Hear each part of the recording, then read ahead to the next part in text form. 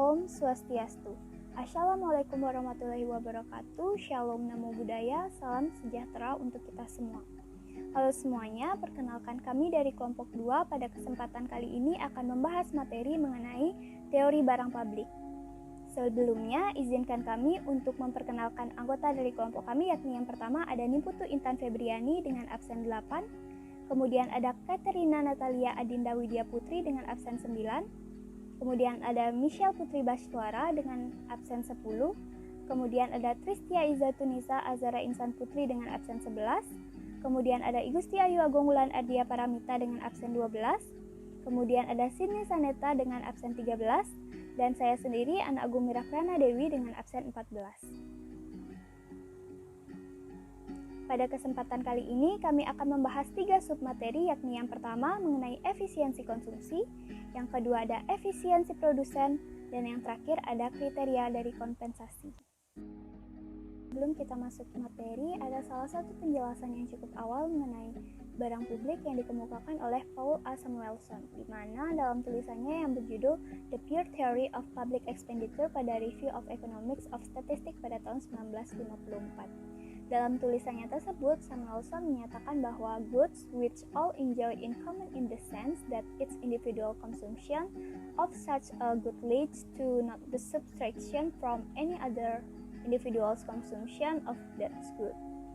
Secara sederhana, penjelasan Samuelson tersebut mencoba menguraikan bahwa karakteristik utama dari barang publik adalah barang yang dapat dibagikan.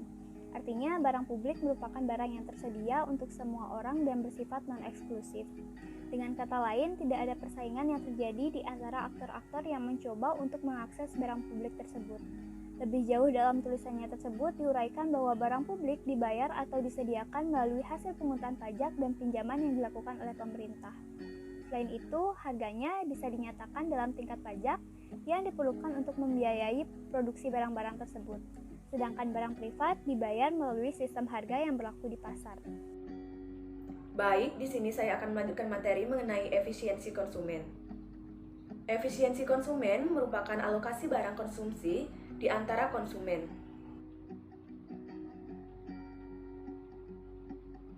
Baik, kami akan melanjutkan materi mengenai definisi barang swasta atau barang privat. Barang swasta yaitu barang yang dapat disediakan melalui sistem pasar dan dapat menyebabkan alokasi sumber-sumber ekonomi secara efisien. Barang swasta atau barang privat itu sendiri juga dapat diartikan sebagai barang yang sifatnya bersaing dalam mengonsumsinya. Barang tersebut memiliki ciri excludability dan rivalry. Excludability adalah prinsip hak milik atau property right, di mana orang lain yang tidak membayar dapat di-exclude atau dikeluarkan dari memilikinya dan tidak berhak menjualnya. Sementara, rivalry adalah prinsip di mana manfaat diinternalisasi atau dipribadikan. Orang lain yang ikut mengkonsumsi akan mengurangi hak atau manfaat orang. Sebagai contoh, sepotong ikan yang dibeli di pasar akan berkurang manfaatnya jika orang lain ikut memakannya.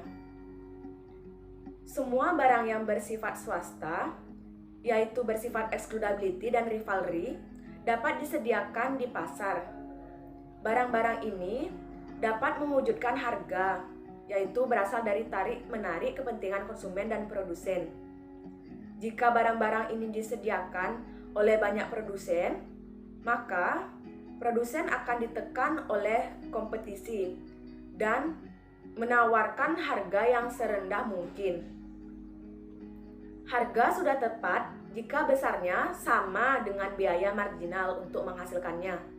Pada harga itu, jumlah yang ingin diproduksi oleh seluruh produsen sama dengan jumlah yang ingin dibeli oleh seluruh konsumen yang memiliki daya beli. Lalu bagaimana jika barang itu bersifat non-rival? Jika suatu barang bersifat non-rival, maka jika ada orang lain yang ikut menggunakan barang itu, tidak mengurangi manfaat orang yang pertama. Sebagai contoh, seseorang yang menikmati lampu jalan tidak berkurang manfaatnya ketika orang lain ikut menikmatinya. Tentu saja dengan catatan asal tidak padat sekali yang menggunakan jalan tersebut. Nah, biaya marginal untuk menyediakan satu konsumen tambahan adalah 0. di mana menurut hukum ekonomi, harga sama dengan biaya marginal, maka harga di pasar juga nol. Walaupun biaya tambahan yang diperlukan untuk bertambahnya satu konsumen nol, tetapi pengadaan pertamanya tetap memerlukan biaya yang mungkin besar. Nah, kita ambil contoh jalan raya yang dibangun dengan biaya awal yang besar. Walaupun tidak setiap tambahan satu orang lewat perlu disediakan tambahan biaya.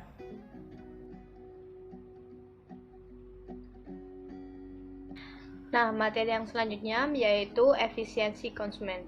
Nah, efisiensi konsumen itu apa sih? Jadi, efisiensi konsumen itu merupakan alokasi barang konsumsi di antara konsumen.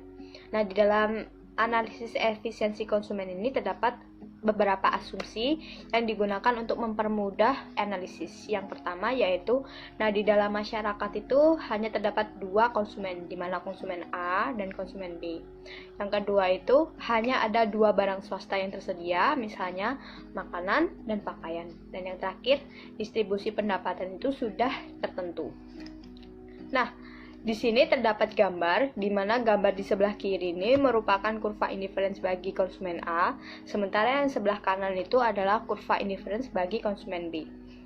Nah, terdapat di gambar, setiap titik kurva indifference itu menunjukkan kesamaan dalam kesukaan konsumen A terhadap kombinasi makanan dan pakaian yang berbeda. Nah, semakin jauh dari titik nol, maka semakin besar kepuasan konsumen A. Setiap titik pada kurva indifference KA3 memberikan kepuasan yang lebih besar dibanding dengan KA2. Namun, hal itu tidak dapat dicapai karena dengan pendapatannya yang sudah ditentukan, konsumen A itu hanya dapat memilih kombinasi makanan dan pakaian sepanjang garis MOPU. Nah, kepuasan tertinggi yang dapat dicapai konsumen A dengan pendapatannya adalah kurva KA2, yaitu di mana kurva indifference yang menyinggung garis MOPO. Jadi, titik E akan memberikan kepuasan yang terbesar bagi konsumen A. Analisis ini juga berlaku bagi konsumen B, di mana konsumen B ini akan memperoleh kepuasan yang terbesar pada persinggungan garis antara P1-M1. Kombinasi makanan sebanyak OMB dan pakaian OPB adalah kombinasi kedua barang yang memberikan kepuasan tertinggi bagi konsumen B.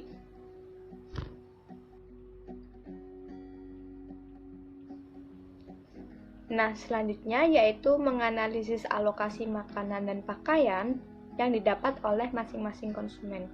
Nah, di sini terdapat diagram di mana titik T itu bukanlah titik optimum. Sebab dengan mengubah kombinasi makanan dan pakaian, kedua konsumen dapat memperoleh kepuasan yang lebih tinggi.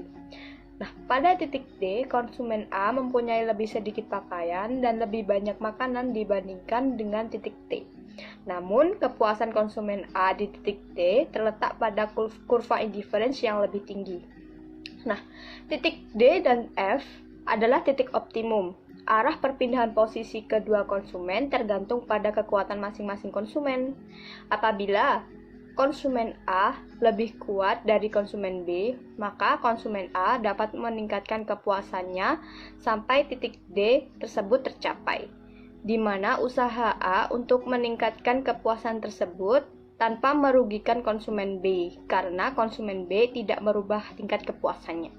Nah, begitupun sebaliknya, apabila yang lebih kuat B akan berusaha untuk pindah dari titik T ke titik F, sehingga tindakannya tidak mengurangi kepuasan konsumen A. Nah, apabila konsumen A dan B itu sama-sama kuat, maka perpindahan dari titik T akan menuju ke posisi di antara F atau D, di mana keduanya dapat meningkatkan kepuasan mereka. Titik F dan D yaitu tempat kedudukan di mana seseorang konsumen tidak dapat meningkatkan kepuasannya tanpa menyebabkan kepuasan konsumen lain menjadi berkurang. Ini disebut Pareto optimum. Nah, Pareto optimum ini terjadi pada setiap titik sepanjang garis OAOB yang disebut dengan garis kontrak. Baik, materi selanjutnya adalah kondisi Pareto optimum bagi konsumen. Untuk mengetahui kondisi Pareto optimum, maka kita harus mengetahui konsep tingkat pertukaran marginal. Lalu, apa sih itu TPM? TPM adalah angka yang menunjukkan kesediaan seorang konsumen untuk menukarkan satu unit terakhir dari suatu barang untuk mendapatkan beberapa unit barang lainnya. Lalu, Pareto Optimum ini akan tercapai apabila setiap orang mencapai titik keseimbangan, yaitu di mana bagi setiap orang TPM, mereka sama dengan harga relatif, yaitu di mana TPM A untuk makanan dan pakaian sama dengan TPM B untuk makanan dan pakaian. Maka dari itu, kedudukan Pareto Optimum dapat diterjemahkan menjadi kurva kemungkinan kepuasan seperti gambar di slide berikut.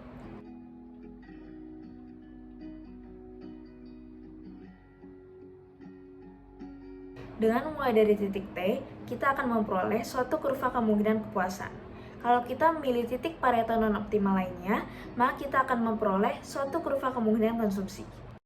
Oleh karena itu, apabila kita memulai analisis dengan mengambil titik Pareto non-optimal lainnya, maka kita akan mendapatkan beberapa kurva kemungkinan konsumsi lainnya. Kepuasan seluruh masyarakat yang maksimal ditunjukkan dengan kurva kemungkinan konsumsi yang paling kanan. Dari berbagai kurva kemungkinan konsumsi, kita bisa menentukan kurva kemungkinan konsumsi besar atau KKB diperoleh dengan cara mencari kurva KK yang paling luar seperti gambar berikut.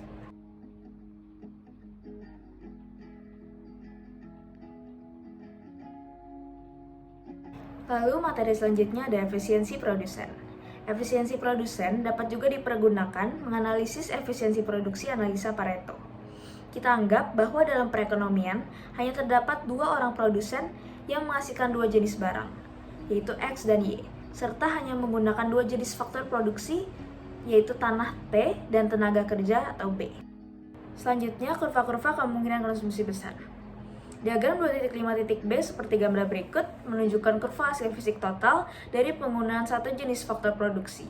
Pada diagram 2.5.A, tanah merupakan faktor produksi variabel. Sedangkan pada diagram 2.5.B, tenaga kerja yang merupakan faktor produksi variabel. Selanjutnya yaitu kurva hasil fisik total.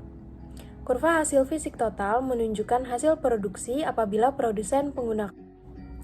Selanjutnya yaitu kurva hasil fisik total.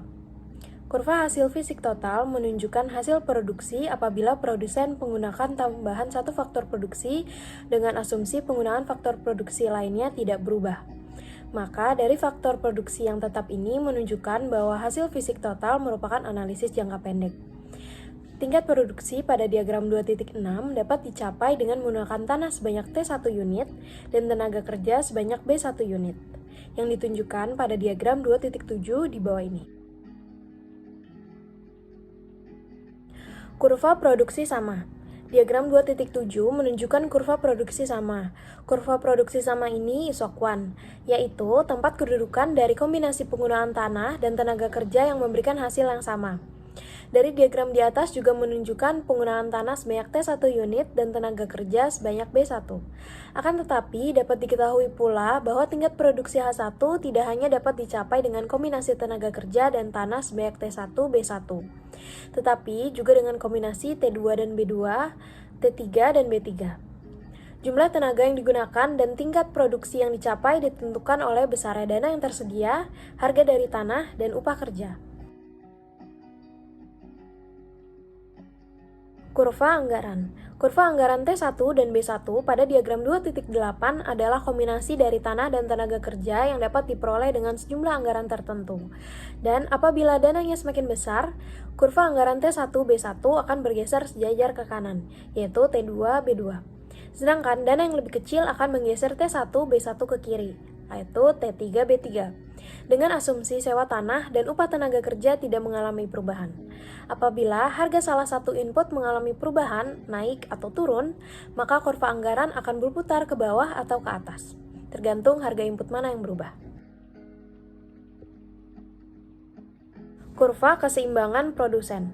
Kondisi keseimbangan produsen tercapai pada titik persinggungan antara kurva anggaran dengan kurva produksi sama. Dalam diagram 2.9, keseimbangan produsen ditunjukkan oleh titik E, di mana dengan dana yang tertentu produsen menghasilkan sebanyak H1, dengan menggunakan tenaga kerja sebanyak OBE orang dan OTHA tanah. Materi selanjutnya yaitu Pareto optimum pada produsen. Pada diagram 2.10, menunjukkan bagaimana tenaga kerja dan tanah dipergunakan oleh dua orang produsen yang menghasilkan produk yang berbeda, yaitu pakaian dan makanan. Misalkan, X menghasilkan pakaian dan Y menghasilkan makanan. Dapat dilihat bahwa perubahan alokasi penggunaan faktor produksi tanah dan tenaga kerja di antara kedua produsen dapat menyebabkan kenaikan produksi pakaian, sedangkan produksi makanan tidak mengalami perubahan. Sebaliknya, perubahan kombinasi penggunaan tanah dan tenaga kerja dapat pula menyebabkan kenaikan produksi makanan, sedangkan produksi pakaian tidak mengalami perubahan. Perubahan dari titik D ke F merupakan titik terjauh yang dapat dicapai oleh masing-masing produsen tanpa merugikan produsen yang lain. Oleh karena itu, titik F dan Q disebut titik Pareto efisiensi. Hal yang sama dapat dilakukan pada titik selain titik D. Apabila kita hubungkan semua titik Pareto, maka kita akan dapatkan kurva OX, OY. Materi selanjutnya yaitu kurva kemungkinan produksi. Kurva kemungkinan produksi menunjukkan jumlah barang yang dapat dihasilkan dengan penggunaan semua faktor produksi secara penuh. Berbeda dengan kurva kepuasan besar yang bentuknya tidak dapat ditentukan dengan pasti karena didasarkan pada kepuasan yang tidak dapat diukur secara kuantitatif. Kurva kemungkinan produksi dapat ditentukan dengan pasti, sebab didasarkan pada penggunaan faktor produksi yang dapat diukur secara kuantitatif. Dari diagram 2.11 dapat dilihat bahwa pada kurva kemungkinan produksi, peningkatan produksi satu jenis barang hanya dapat dilakukan dengan mengurangi produksi barang lain. Jadi, kenaikan produksi makanan dari M1 ke MO hanya dapat dilakukan apabila produksi pakaian dikurangi dari P1 ke PO. Suatu titik dalam kurva kemungkinan produksi, misalnya titik D, bukan merupakan keadaan yang optimum atau menunjukkan keadaan Pareto non-optimal pada bidang produksi. Oleh karena itu, dari titik D ke G atau titik F menunjukkan kenaikan produksi salah satu jenis barang tanpa mengurangi produksi barang lain. Perpindahan dari titik D ke titik di antara titik F dan titik G pada kurva kemungkinan produksi menunjukkan kenaikan produksi kedua jenis barang.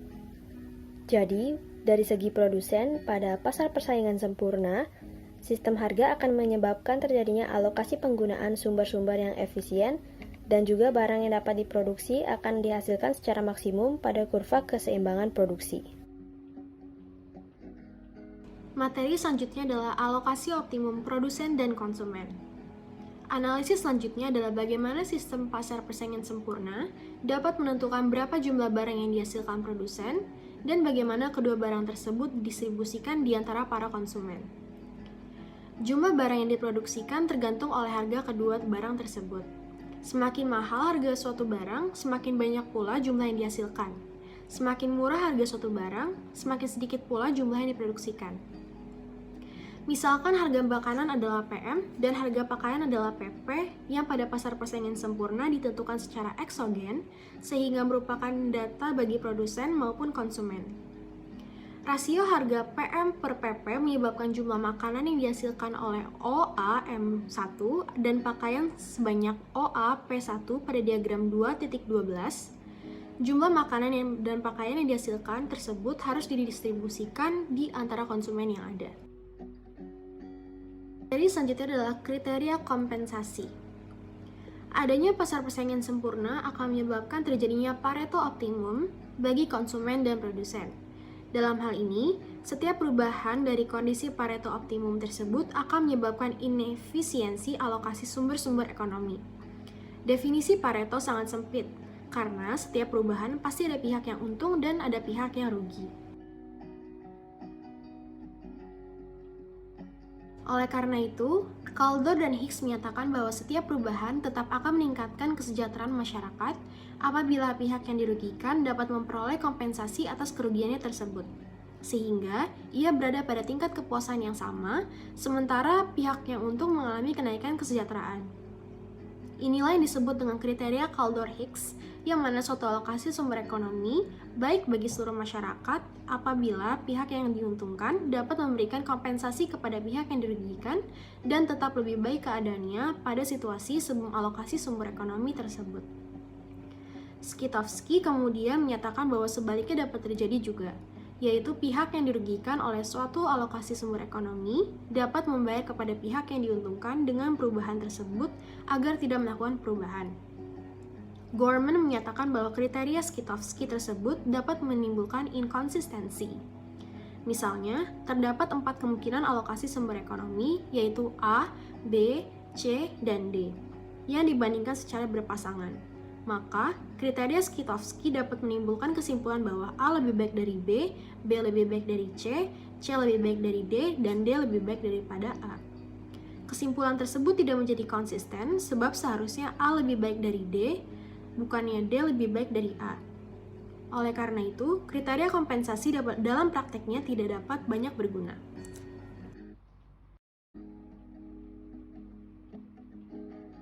Sekian materi yang dapat kami sampaikan. Kami mohon maaf sebesar-besarnya apabila terdapat kesalahan yang kami ucapkan, secara sengaja maupun tidak sengaja.